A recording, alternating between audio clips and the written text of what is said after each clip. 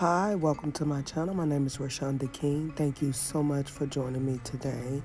For this backdrop, I have Black history in mind. I want to do a few more designs based on this color scheme: the red, the black, the green, and gold. Okay, I have a mini draping class coming up.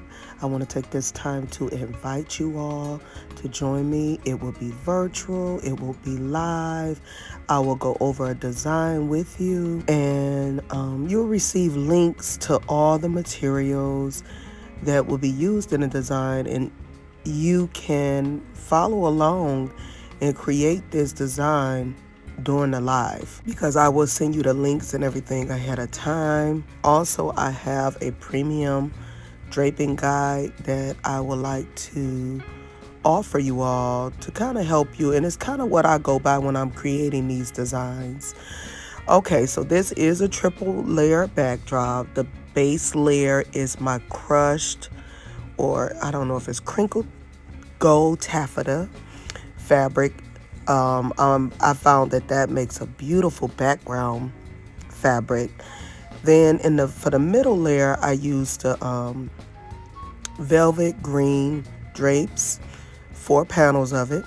And then for the front layer, as you can see, I'm using the red, the black, and I have 4 panels of each. Now here's the thing. The black is the 4-way stretch, which is very heavy and thick. It's thick. The red is like a 2-way stretch, so it's lightweight.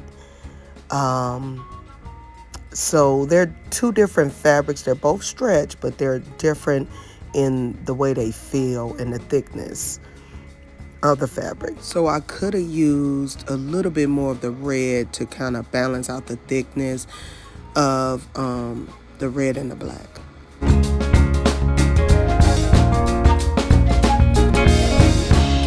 2 of the green panels, I just pleated straight up and down. And then as you can see, I added the swag in the 2 outer panels with the greens.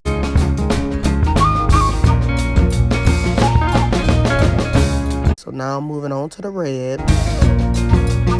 You'll be able to see that I'm trying to swag this fabric, but you have to have more than a few panels because it's not going to look right. See, I just undid it because it just wasn't looking right. So I'm just going to kind of do the technique where I pleat it and then I kind of loosen it up in my hand. And so the red and the black, it will not, those panels or those sections are not going to have much of a swag like the other panels did. You have to have more fabric. It was able to work in the middle because that velvet, I believe, is thick, and then maybe it would have worked with the black, but I probably could have used like 6 panels if I wanted to have a deeper swag on those. So now I'm just putting the napkin as my tie back, sequin gold napkins, wrapping around. I use about 2 corsage pins for that to secure it. So that's what I'm doing there. Now I'm just fixing the bottom.